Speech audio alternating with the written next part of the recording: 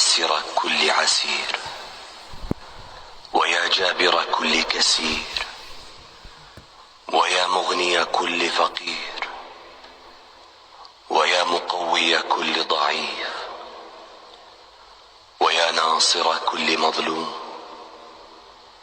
ويا مأمن كل خائف، يسر علينا كل عسير، واقض حوائجنا وأصلح شؤوننا يا رب. نسألك أن تؤوينا إلى شديد ركنك، وأن تحوينا في أكناف عصمتك برأفتك ورحمتك يا أرحم الراحمين. السلام عليكم ورحمة الله وبركاته. ازيكم عاملين ايه؟ يا رب تكونوا في احسن حال وبخير. النهاردة زي ما انتم شايفين ابتدينا الروتين بتاعنا بكركبة المطبخ زي ما انتم شفتوها. بصوا، امبارح كنت في السوق وجبت حاجات هتشوفوها معايا النهاردة ان شاء الله في الفيديو كده. خليكم معايا ويا ريت تتابعوا الفيديو للاخر ويعجبكم ان شاء الله. الروتين بتاعنا جبت حاجات من السوق امبارح بالليل ورجعت تعبانه. زي ما انتم شايفين طبعا بقولكم نظفت المطبخ وغسلت المواعين كلها وصفيتها وهشيلها وكده. ايه خلاص كده ابتدي بقى بعد ما خلصت المطبخ. اهم حاجه روقت المطبخ عليا عشان اعرف اشتغل فيه. زي ما انتم شفتوا في الاول ما كانش ينفع الواحد يعمل حتى كوبايه شاي. زي ما قلت لكم جيت تعبانه من السوق وبصراحه ما قدرتش اعمل اي حاجه، واللي شفتوه ده غدا متاخر زائد كوبايه الشاي باللبن وكده يعني. بس زي ما انتم شايفين يا سلام، عملت حركه سحريه كده وشلت المواعين. شلت المواعين كلها اترصت مكانها وبنشف الرخامه بتاعتي وغسلت الحوض وادي زي الحمد لله المطبخ زي الفل. وريتكم البوتاجاز برضو.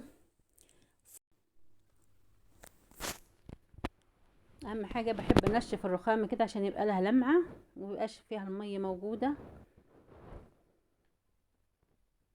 اليوم ده ما شاء الله الجو كان حلو بصراحه، كان مشمس والجو حلو.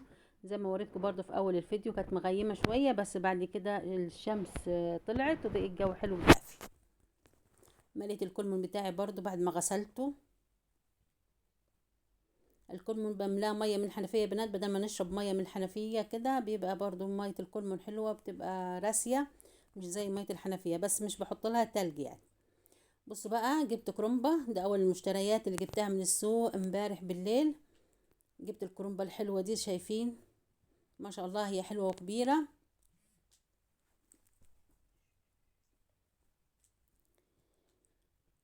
حطيت لها ميه تغلي اهو على البوتاجاز عشان اسلقها. الحاجات اللي هتشوفون النهارده هعمل حاجات للاكل اليوم النهارده، والباقي هشيله وهفرزه رمضان ان شاء الله. ربنا يعود علينا وعليكم بخير ان شاء الله يا رب. يعني الكرنب ده هعمل منه والباقي هشيله، بس مش هعمله النهارده معاكم، هعمله في روتين تاني عشان الروتين ده طويل قوي.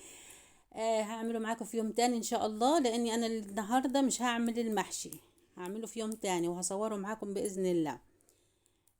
زي ما انتم شايفين كده، انا بعد ما هفرزه هشيل الورق لتاني يوم باذن الله هعمل المحشي يعني.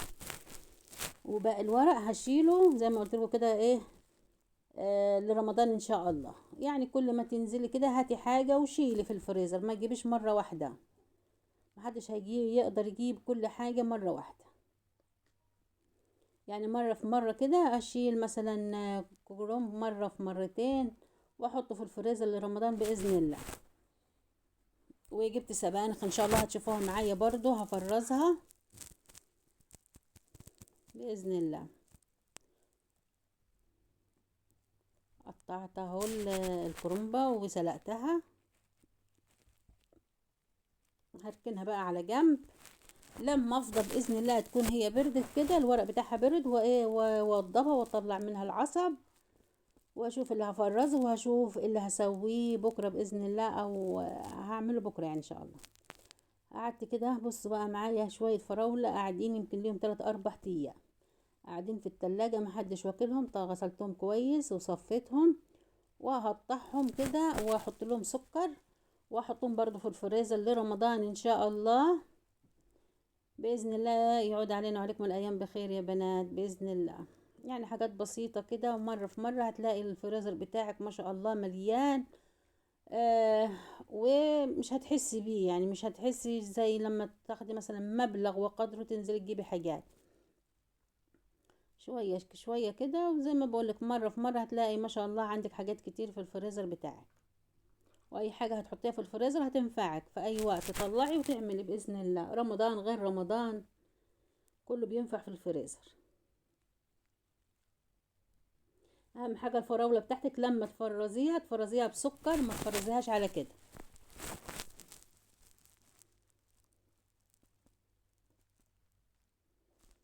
قلت اعملها بقى واشيلها بدل ما يقعدوا، لو بقى قعدوا اكتر من كده في التلاجة من تحت هيبوظوا اصلا. وعلى كده كمية برضو حلوة باظت منها. بعد كده خلصتهم وحطيتهم بقى، شلتهم وفرستهم. جينا للسبانخ. السبانخ غسلها كويس خالص ونقيتها. دول هعملهم النهاردة زي ما انتوا شايفين، ده غدانا. ده هعمل سبانخ خضرة، ضربتها كده اهو في الخلاط، وحطيتها زي ما انتوا شفتوا على البوتاجاز، وحطيت معاها شوية رز يستووا مع بعض. دول بقى اللي انتوا شفتوني في الخلاط التاني ده انا هشيلها واحطها في الفريزر باذن الله. والسبانخ دي اللي هي السبانخ اللي بنعملها بالصلصة، دي كلها هفرزها، مش هعمل منها حاجة النهاردة، هشيلها في الفريزر زي ما انتوا شفتوا كده. هتشوفوني برضو حطاهم في اكياس وعلى جنب. كمان شوية طماطم حلوين، الطماطم ما شاء الله رخصت، بس يا رب تفضل كده. الحقي بقى هاتي طماطم وفرزيها. الطماطم ب5 وب4 جنيه، يعني في ناس بتبيعها ب4 وفي ناس بتبيعها ب5. كل تاجر بقى ايه على كيفه. هغسلهم، انا فرزت معاكم كذا مرة قبل كده الطماطم، هغسلهم واحطهم على البوتاجاز وافرزهم. بعد كده بقى ايه ركنت كل حاجة وابتديت بقى ايه، واتغدينا يعني برضو الحمد لله.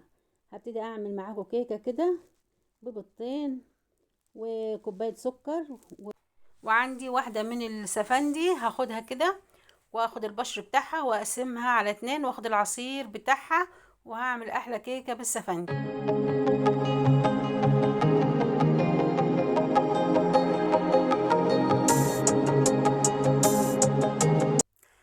وعندي كمان يا بنات كيس من البودرة اللي هو بتاع التانك برضو باليوسفي او بالسفندي على رأي الاسكندرانية. كل بلد طبعا بتقول بالنطق بتاعها. ماشي، هضرب كويس السكر مع قشر اليوسفندي ومع العصير بتاع اليوسفندي برضو، هضربهم كويس من غير خلاط، من غير مضرب. يعني لو ما عندكيش خلاط ولا مضرب هتعمليها بايديك، سهلة جدا. كوباية العصير اهو، فضيت الكيس بتاع البودرة بتاع التانك في كوباية مية، ونزلت بيها على الخليط اللي معايا، وكمان 3-4 معالق زيت كده كبار.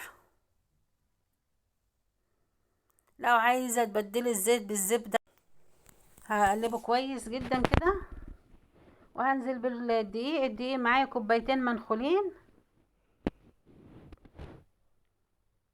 وافضل اقلب.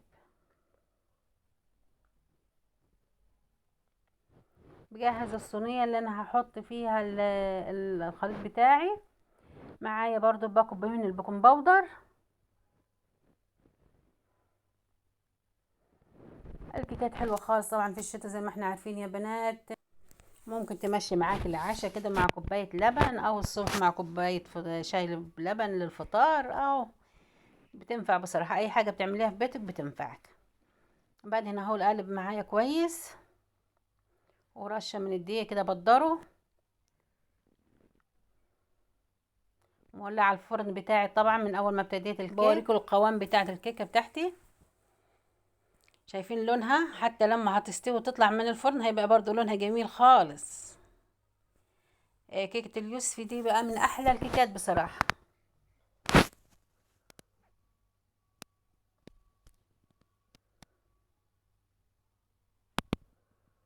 هدخلها الفرن، وادي طلعتها وبردت. شايفين جمالها ولونها من جوه. طعمها لذيذ جدا. بغلي اللبن،